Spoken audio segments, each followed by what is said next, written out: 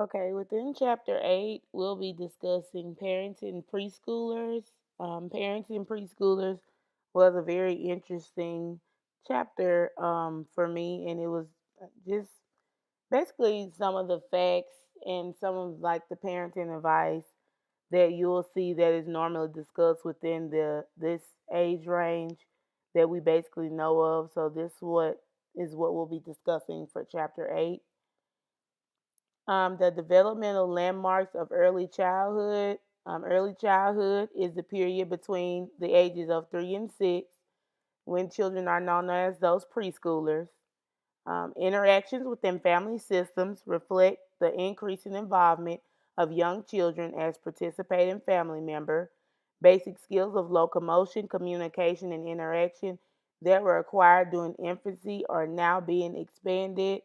Young children learn through modeling and observing of others and increasingly comprehend their parents' expectations and instructions. Children become more oriented toward others rather than being largely self oriented, and expanding language skills, as well as increased social, emotional, cognitive, and physical abilities, contribute to increasing autonomy. Now, throughout the parenting of preschoolers, a major challenge for parents is adjusting to developing a child are basically whose behaviors or personality traits are rapidly emerging and changing. That's the most interesting thing about the preschooler stage because this stage they're basically now, doing things on their own, thinking on their own, saying whatever comes to mind. It's basically one of the funniest stages in their life that you'll basically encounter with preschoolers. Also, with preschoolers, this developmental stages of the early childhood, expanding language skills as well as increased social, emotional, cognitive, and physical abilities contribute to the increasing of autonomy. Like that was in the last, bullet that was presented here. But within this stage, it's a very interesting stage for the preschoolers. Now, among the physical aspects within the major developmental tasks and landmarks in early childhood, within those physical aspects, you'll witness within the preschoolers the slower rate of growth in weight and height, small appetites. There may be picky eaters, uses a preferred hand, all primary teeth erupt. The major gross motor skills are mastered, such as running and climbing. Fine motor skills emerge, such as the creation of art and high energy levels. So, within the physical aspects, as I stated before, preschool children normally have those small appetites. They may not eat, what we like to eat. Most parents understand that the children require good nutrition to grow and need a balanced, nutritious diet that includes adequate amounts of protein. So, majority of the parents, they try to find things that children like. A lot of children don't like vegetables, but if they're presented to them in early stages of life, in when they're infants, then they may grow to like things. But this stage, I know as well, it's a very hard stage to introduce new foods to children because they rarely want to ever, change their mind on anything. But most parents may encourage like things like apples or some fruits that are may not be some fruits that they can eat as infants that are introduced to them in the early stages that can promote them to get their protein and their good nutritious food that they'll need in their bodies.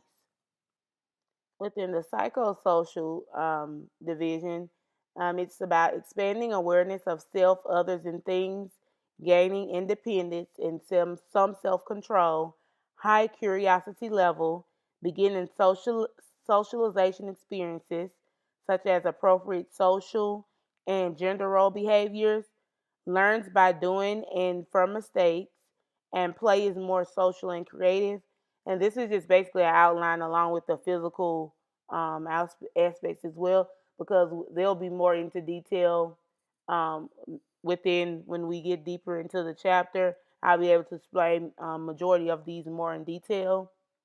Also, with the cognitive developmental landmarks of early childhood, the cognitive aspects are the pre-operational, pre-logical, and intuitive thought, building a database of information about the world, preoccupation with the classification and the grouping of things, expanding vocabulary, improving memory, and flaws in thinking such as egocentrism, animism,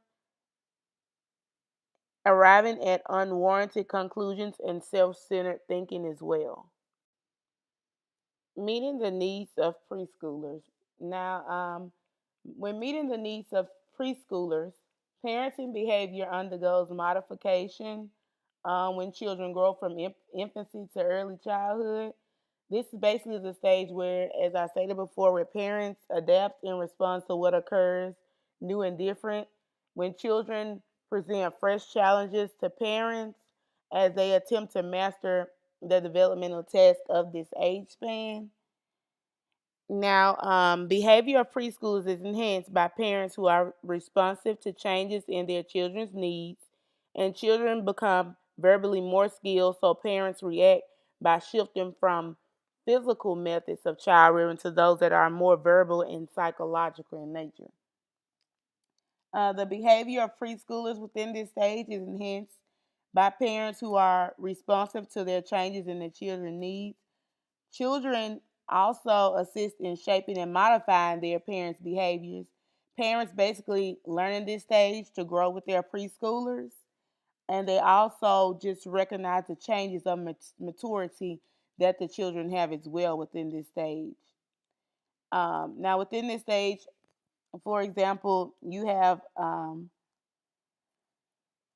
within this space, a lot of preschoolers they want to show their parents, the maturity level that they're this big kid that they can do it all, that they can do it. And this is the stage where the parents have to kind of just, wing back a little, and as long as it's positive and they're doing the right thing, kind of let them have their moment and show them that, they're this big kid, and just push them to reinforce that positive attitude that they have within the period as well. Parents who believe in permissive and authoritative methods of child rearing may begin to increase reasoning and verbal direction in interaction with preschoolers. Now, these reactions to children changing nature guide the autonomous behavior that prepares children for their next stage of development also. Now, within the physical aspects is meeting the nutritional needs. Children require good nutritional to grow and need a balanced and nutritious diet that includes adequate amount of protein. So, as I explained before about the children having that typical small appetite, and just most parents just requiring that good nutrition for them, and it's great to establish a good foundation of those good eating habits, which will set up the nutritional path for them just, further on in their life as well.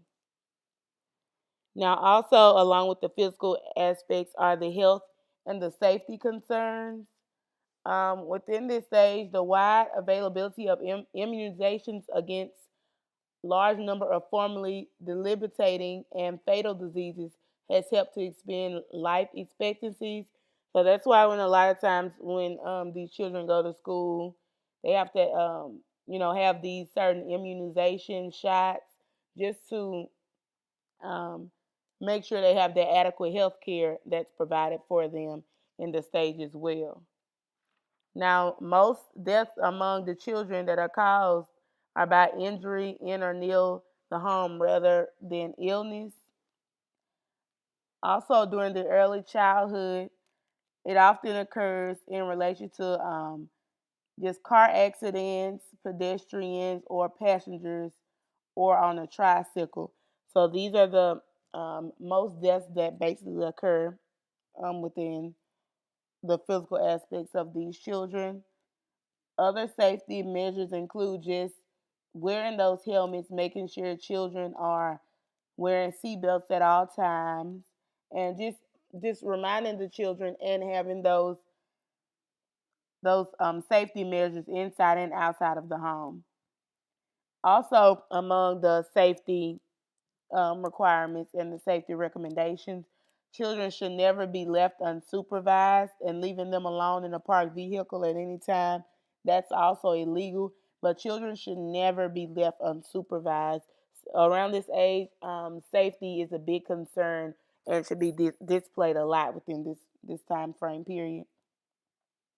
Also, teaching preschoolers to swim is another thing that can add to safety. A lot of children within this age, they drown very easily within this, like within the ages of 3 and 6, or within any type of age range.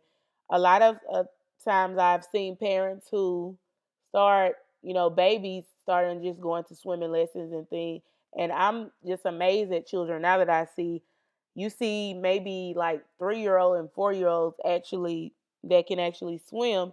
It's just a great thing that I think that, a lot of parents should start.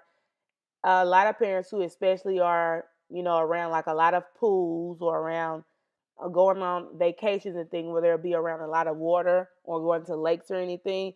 It's a great recommendation for children to learn how to swim at very young ages. Okay, many accidental deaths also involve child ingestion of poisonous products, cleaning products, getting a hold to medication, fertilizer. Now, even though we have become more safety conscious, suffocation and poisoning has increased over the years. So this has increased. But safety, safety, safety is the major importance with all children. I can't just express that enough. Safety among children, so many things are happening. Just, having things just around the house. Children can, have access to any and everything. That's why it's very important to keep a safe home. I mean, if you have things or objects around in the reach of children, make sure those things are put up. Sometimes there are accidents. Accidents do happen. We do have things out, or we do have things where we may put things down, or we may forget that child may come around and can reach the object. But safety, safety, safety is very important among young children. Okay, now within the cognitive behavior and emotional aspects, on page 175, this full list of the full list of structure and nurture that are good cornerstones for good parenting that are listed here. This major list is listed on page 175 in table 8.1, where you can also see this. But within the cognitive behavior and emotional aspects, providing structure and nurture for young children. Structure basically comes in several forms, such as the rules promoted by family, the roles taught to children, to precepts in ways, and also by family members communicating to one another. So, family system theories are also referred to as family patterns. So, structure is a major importance here. Nurture is also provided when parents consistently attempt to meet the particular needs of the young children and active ways that are supportive of their psychosocial growth. So, nurture is very important within these aspects also. Now, also, the parent child relationship is basically what you're demonstrating here the most, but within the parent child relationship, just make sure that it is noted that it's not a competition, that the parents should insist on winning at all times. So it's basically not a competition. It is the parents' basically responsibility to do everything to create an environment that is conducive to the development of healthy emotions and positive self-esteem within this stage also as well. Now, another aspect in this stage is using rules in the teaching structure. Rules are basically used in the family system, and it basically just maintains the group's efficient functioning. Rules are one's means by parents to teach just the structure to children and to help them internalize and the controls that guide their behavior. Now, within the family system, there are two type of rules that are known: the non-negotiable rules and the negotiable rules. The non-negotiable rules cannot be debated or changed, but the negotiable rules are basically subject to discuss and alternate. For an example, just in these families, non-negotiable rules are generally related to safeguarding. The purpose of these rules is to just teach responsibility, behavior, and effective interpersonal skills. As far as when the non-negotiable rules, they basically define limits and appropriate behaviors just to focus on the well-being. For example, for the non-negotiable rules, is as stated in the book, is one is when they're telling them to play in the backyard and not in the street. This basically just is an example of you displaying the well-being of the child and displaying the importance of the well-being, so the child can know the importance of just taking care of, looking out for themselves, and how their parents are going to take care of them as well. Just the importance of that responsibility by the parent. Also, negotiable rules, they also just help to teach children how to think and just discuss things as a means when they're basically maybe in conflict resolution. Enforcing these rules and consequences of the rules can be a problem for parents, especially for the first time parents. Rules are sometimes a hard thing for first time parents as they look at everything as um, not basically running over the parents, but they basically don't want to, give that first child many rules because it's their first child and they want to, cherish these moments, and they don't want to seem harsh or mean. But rules are just, it provides structures in families, and they're great to start off with rules. Just if they're, just little rules. I mean, anything helps to start structure in the parenting phase with children. Okay, and now with beginning, the socialization is a process by which children are taught to conform to social rules, to acquire personal values, and to develop attitudes and behaviors. Within this phase, also, young children are expected to adapt to the rules, behavior expectations, and limits or boundaries that the family system has established. Within the socialization phase, there are a few types: pro-social behavior, aggression, delayed gratification, self-regulation, and temper tantrums. And I'll go through and give you all just, some highlights within each of these stages. Within the pro-social behavior, they promote basically helpfulness, empathy, and concerns for other, as well as controlling impulsiveness, gaining self-control, and limiting aggression also.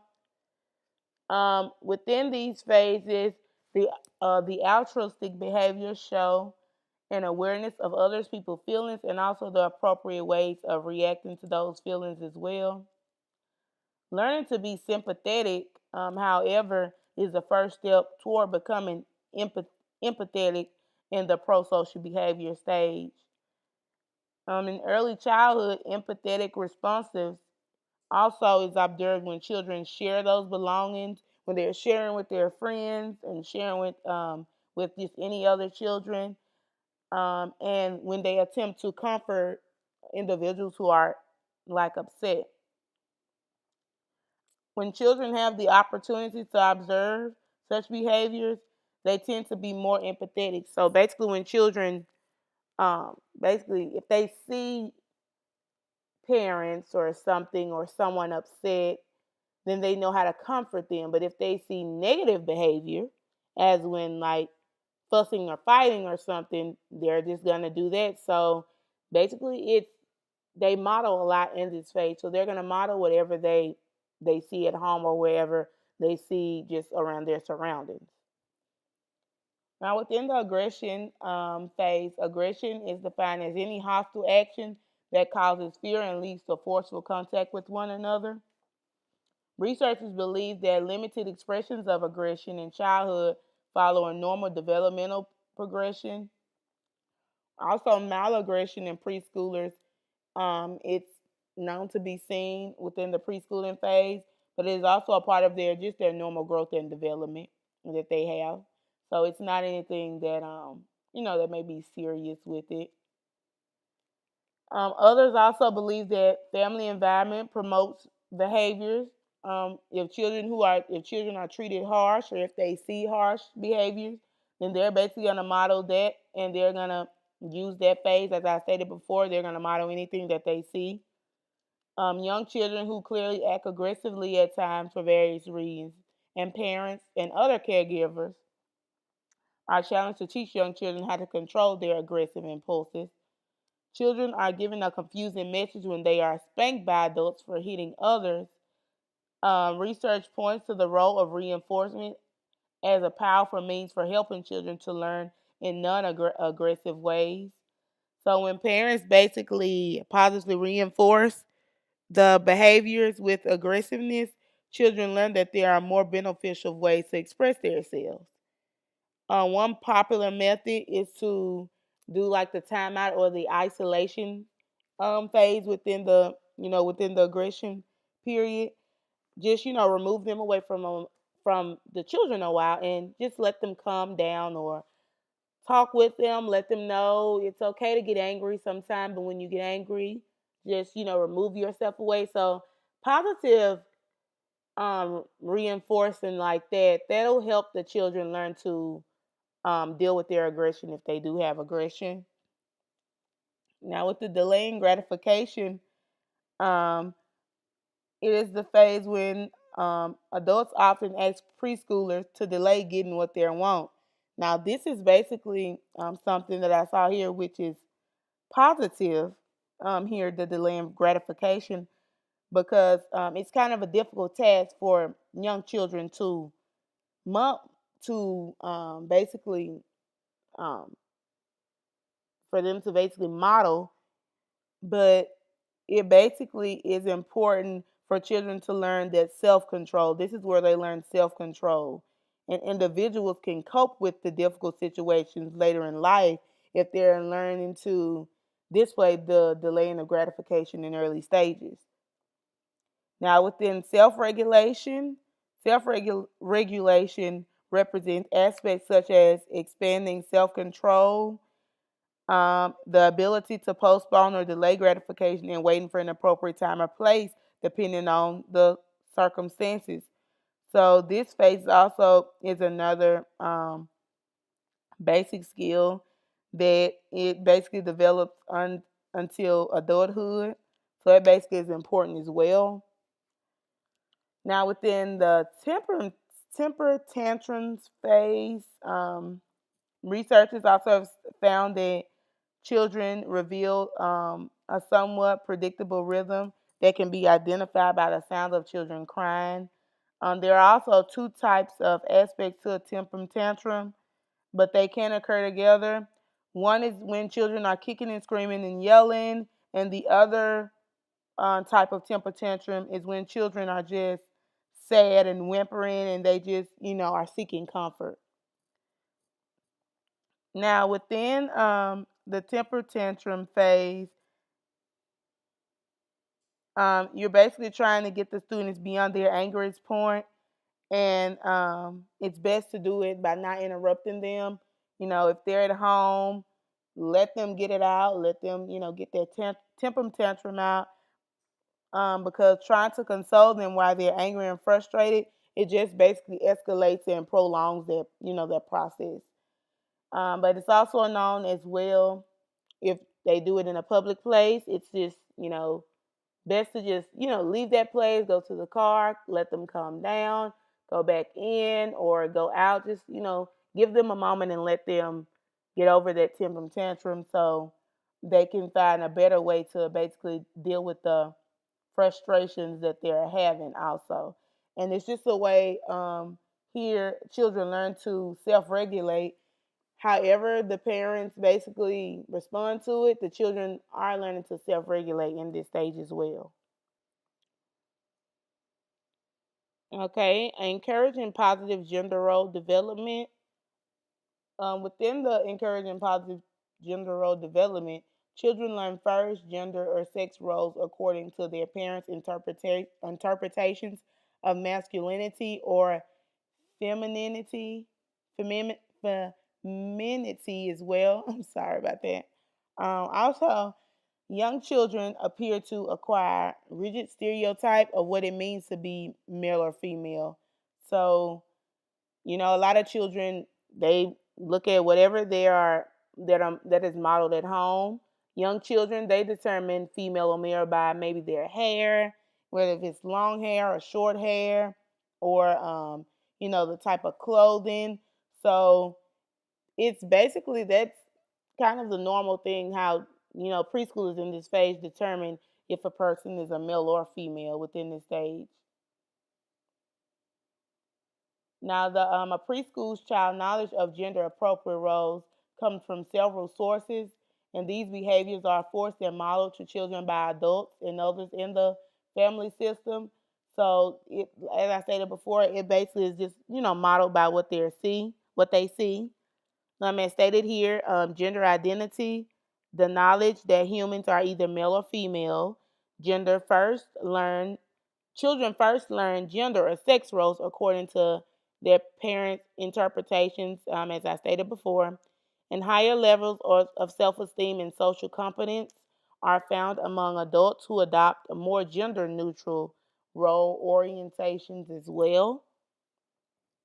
The next phase will be teaching young children about sexuality. Now, sexuality is kind of a broad aspect of sexual interests, attitudes, and activities that are an expression of a person's total being. Important use of appropriate emotional tones and aspects that parents communicate when discussing these issues. So, a lot of parents, some parents are the primary source of sexual socialization information for young children, and most of those parents are aware of their responsibilities. Um, some are also known as to be anxious about answering, any sexuality questions. When a lot of other parents, they may become worried, about like, oh God, they're asking me about, questions dealing with sexuality and things. A lot of parents do get worried, and a lot of parents, they are anxious about this also as well. Parents should also just understand that the messages that they convey about sexuality are both verbal and nonverbal, and they will affect the children's attitude and the values when they have reached their maturity level. Parents can also guide their children toward appropriate choices as they mature by establishing that trust and relationship, and also just allowing that open communication.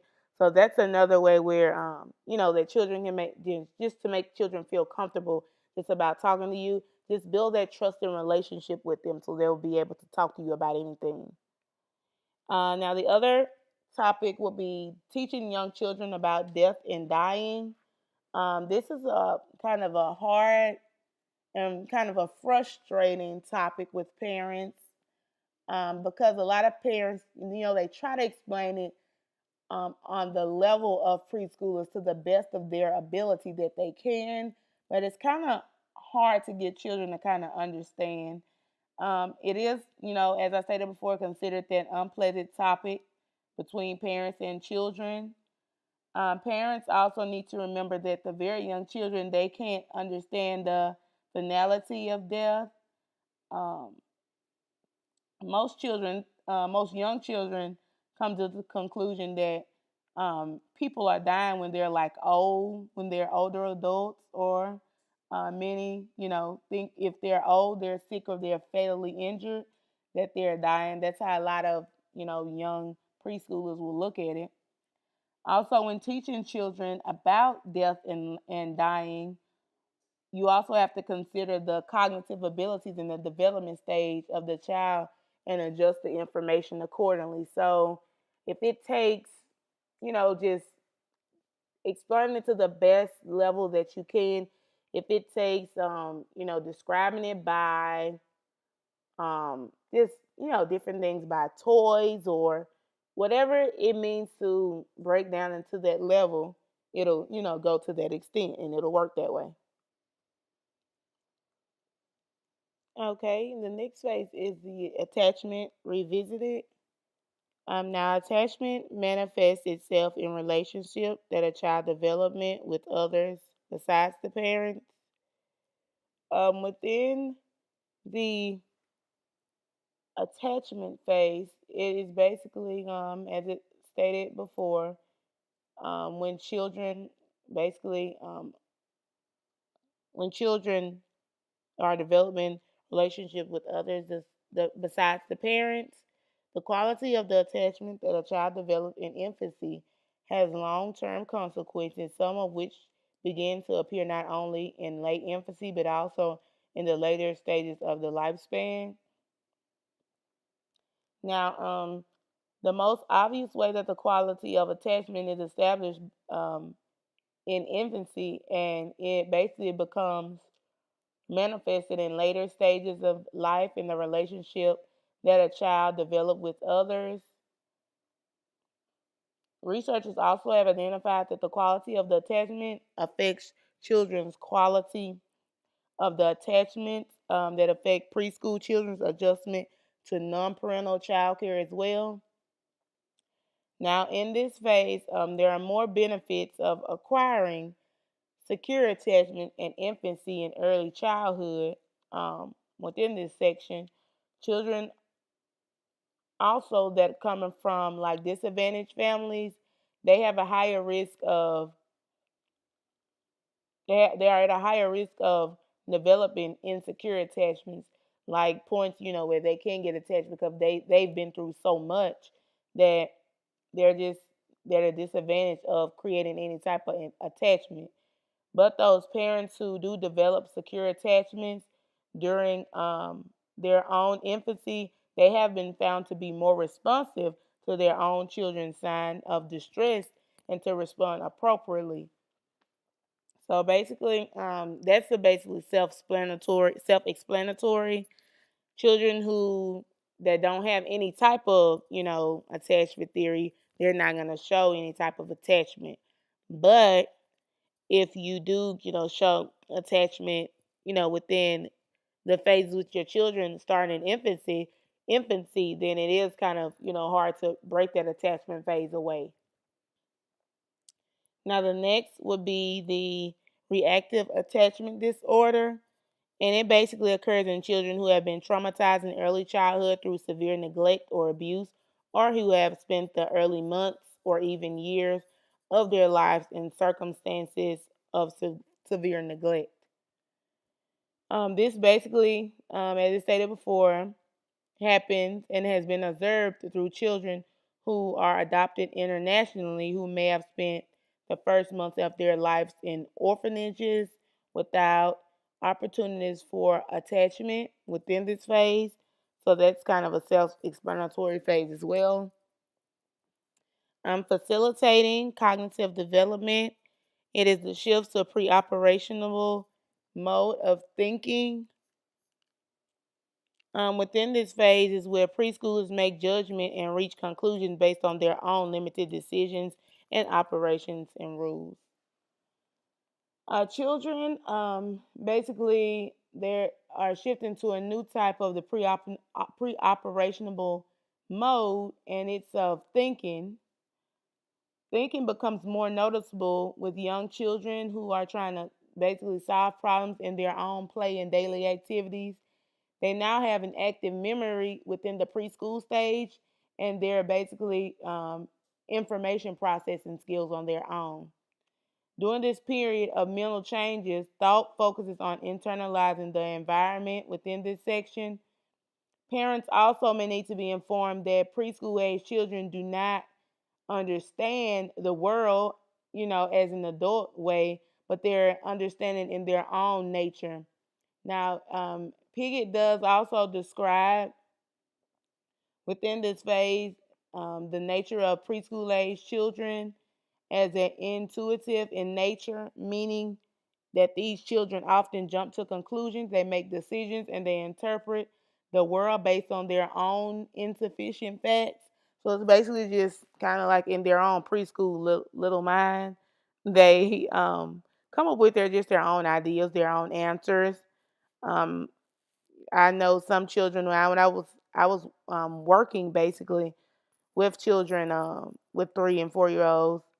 Um, if you having a conversation and you tell them one thing, in their head they believe their own type of beliefs where they'll still believe any and everything on their own. I mean, it will be like almost like a just an argument with a grown up because they have that attitude like they know that they're right and they know that they have the correct answer.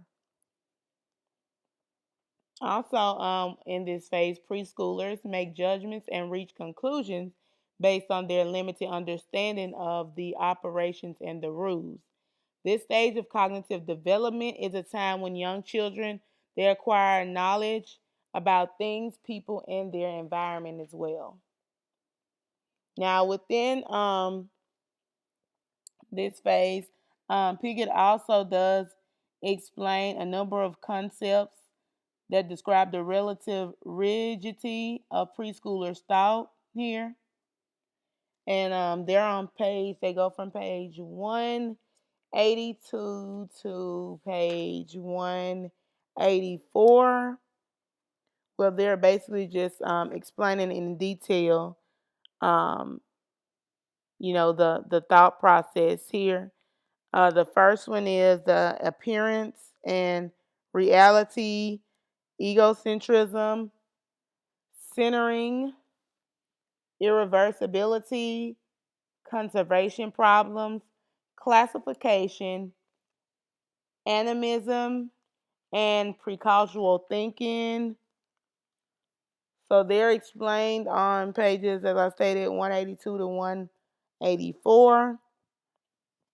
Now, within appearance and reality, this is when young children basically define reality almost exclusively as what they see, hear, and otherwise experience. Egocentrism is basically used to describe how young children focus on their viewpoint of the world and are unable to consider other alternatives. Centering is when young children concentrate only on one aspect that they see or the activity that they're doing.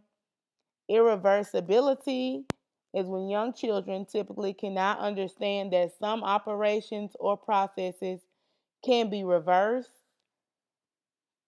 Conservation problems are when young children cannot understand that retains that the same properties when it is rearranged or reshaped. Classification is when it is a challenge that is accomplished by the age of 6. It's basically centering and egocentrism account for the inflexibility of thinking that prevents young children from being able to group things according to shared properties. Animism is basically the changing aspects of preschool thinking in which the child describes lifelike qualities and intimate objects.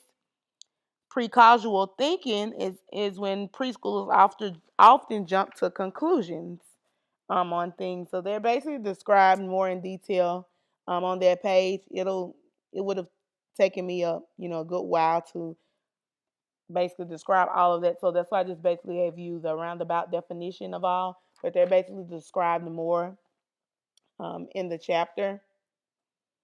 Okay, now with the role of play, um, toys that encourage physical activity and promote gross motor skills, wagons, tricycles, and scooters, outdoor equipment um, that is described here, such as swings, gym sets, playhouses, water play. Manipulative play equipment encourages hand eye coordination, blocks, connecting, simple puzzles, Those are type of manipulative play equipment, educational toys such as books and storybooks, computer games, equipment that encourages creativity such as like arts and crafts, painting,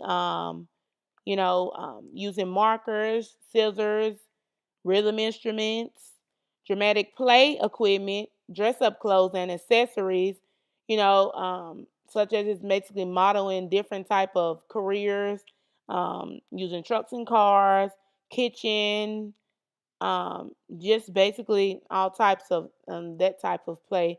So these are just a type of role play that is described here that children may use. And play basically shows how young children begin to understand their world socially, physically, and mentally. Parents should always just keep in mind safety when choosing toys and play equipment for children. But that is just another way that children can learn different things too through that type of play. Okay, now within positive guidance and methods with young children, communications with children are based on respect and skill. Praise and positive reinforcement should not be overused by parents. In dealing with conflicts or stress in interactions with children, accept that a child's behavior is bound to cause tension at times. A number of adult patterns are considered to be self defeating. Communication is more effective when the physical differences between a parent and a child are minimized. A child needs to learn to take increasing responsibility for his or her behavior as he or she grows older, and discipline and responsibility are learned by a child through a parent's setting reasonable limits that can be understood. Now, within this phase, parenting must be customized to meet the needs of the young children and also include family values that a young children should learn. Now, parenting also is geared toward what works best with a particular child at the development level. And one of the biggest challenges that parents face when young children communication as language become the vehicle of socialization experiences.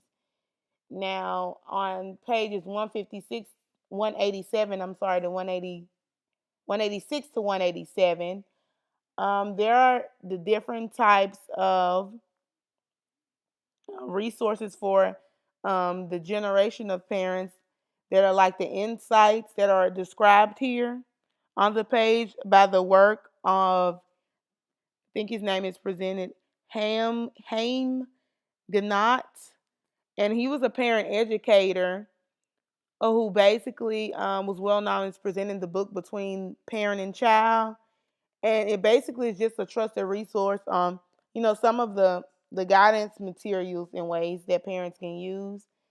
Here it shows where communication with children are based on respect and skill, and they focus on the offensive behavior. Constructively, the praise and positive reinforcement should not be overused. Constructively dealing with conflicts or stress in interactions with children. A number of adult patterns are considered to be self defeating. Communication is more effective when the physical differences between a parent and a child are minimized. A child needs to learn to take increasing responsibility for his or her behavior, and also the discipline and responsibility learned by children throughout setting reasonable limits that can be understood as well. So these are are described on the bullet points right here, but they basically give like some more general information about those ways as well. Okay, now within the positive guidance methods with young children, Ham God also had suggestions that were other positive guidance that are found to be useful with preschool children also. They're listed here, like try to discover the reasons underlying a child's misbehavior as a means for understanding the child's action. Don't expect a preschooler to behave like an older kid. Accept that mistakes are a part of human nature and view them as tools, learning how to act appropriately. Use encouragement along with enforcement. For example, I can see how hard you've tried not to goof up. I hope you can try as hard the next time this happens. I'm proud of you trying. Clearly identifying what is appropriate and what is not. Using timeouts instead of spankings. Talk out a problem rather than problem solving for the child. Take away a privilege. Explain that there are alternative ways to act and to help the child. And also, do not use shame or guilt to motivate a child toward exhibiting the appropriate behavior. Okay. Dealing with behavior problems of young children. Most behavior problems are stage specific and unique to the stage of the lifespan. Um, some of the issues here are the bedtime and sleeping problems. It is said to promote healthy hygiene routines. Now, within the bedtime phase, we all know children don't like to go to sleep. So, um, in the chapter, they basically explain, different ways to promote positive routines for children. Um, After they've taken their bath, have like restful activities such as, their bath. After their bath, read them a story, just have quiet play, let them relax. And that relaxation basically will transfer over to those children getting into their normal routine, and it'll promote, the positive sleeping. Now, basically, if children are very like high strung and they've been playing and they come, get the bath, take their bath, go and lay down, it's going to be kind of hard for them to, go to sleep. So it's basically known as just transitioning over slowly, like those winding down activities. Just try to transition them over to present that positive sleeping pattern for them. Now, also, it said where there are children who have bad dreams and nightmares, and it's basically good to talk to children like, about those fears. And a lot of children who are said to have these nightmares, they are experiencing some kind of extreme stress in their lives, such as when their parents are divorcing or something. But it also just to reassure the child that a frightening experience is not real. It's just by imagination. So it's just by, just talking to the child about those things and just making sure that they won't be afraid or anything. It's just their imagination that they're having. The next topic is the problems with elimination, and it's basically when protecting the child from situations that are overstimulating or frightening. They may be another easy way of supporting appropriate habits. Shaming or humiliating a child is inappropriate. So, within this phase, the problems with elimination, they have to do with stress, the normal times, the loss of control, such as bedwetting and involuntary passage of feces, is not considered basically problematic until the child reaches like those school age years. But regression in toilet learning and training might also occur as a result of the birth of a baby, sibling rivalry, extreme fatigue, excitement or anxiety, or forgetting during periods of intense concentration and playing. Now, common sense measures help young children overcome these periods of regression within this phase, also, as well, within the problems with elimination. Now, there are said to be eating problems, is the next topic, which is commonly rare among children. Exposing children to healthy foods early helps out not having those eating problems. Shared meals are powerful tools for connecting with other family members. So teaching those children how to sit down together and eat together as a family that basically helps with children eating. Specific eating problems may include the resistance to eat and dwelling over food served at meals, overeating, obesity, and poor nutritional choices as a result of lack and parental responsibility and guidance, and the development peculiar desires for non-food items as well.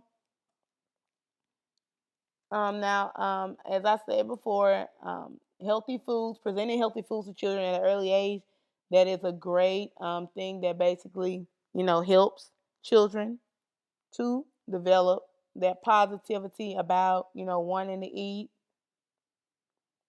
Now, also, when children feel pressure to eat, you know, children basically they'll basically go against it, then they won't eat. So it's kind of just sitting as a family, presenting healthy foods and just preventing children, with those kind of options. They help them as well to eat. Okay, now support for parents with preschoolers. Child care centers are considered support for parents. Um, Basically, it's referred to as daycares.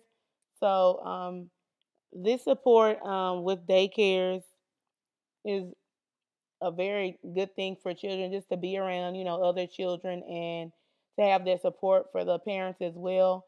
There are also several supervisory bodies who publish guidelines for early learning environments, and they're listed on pages 190 to 191, and they're also presented here. The stringent health and safety requirements for facilities, supplies, equipment, and environmental health, the licensure and state regulations, safe play area, playgrounds and transportation, nutrition and food services, adequate staffing and qualified personnel, developmentally appropriate settings, curriculum and program activities, quality and continuity of care, relationship with the caretaker and continuity of care, emotional climate, opportunities for comfortable play with other children, respect for children's individuals' needs. Also, the relationship that non parental adults promote with children has a greater impact than the methods used in working with children as well. Now, also within the child care centers is also the importance of the licensure and accreditation of child care centers when parents do use, child care centers. The licensure is basically just, those mandatory monitored regular to basically ensure compliance.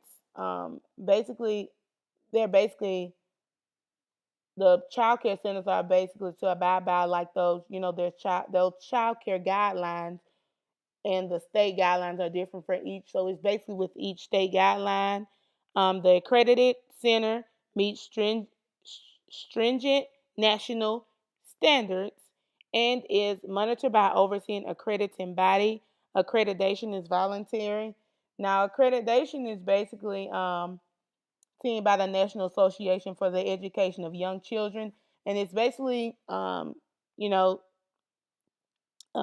that's a voluntarily if agencies and child care centers would like to, be accredited, but it does, is basically an A+ for them if they are accredited. Parents should also check centers their licensure and accreditation before enrolling their children. If a daycare is being ran and they don't have any a license or accredited, I would definitely not go to that daycare because it may be something fishy on it. And how are they basically operating without those guidelines? So if you have children, the most important thing is to make sure that they have that proper licensure and accreditation.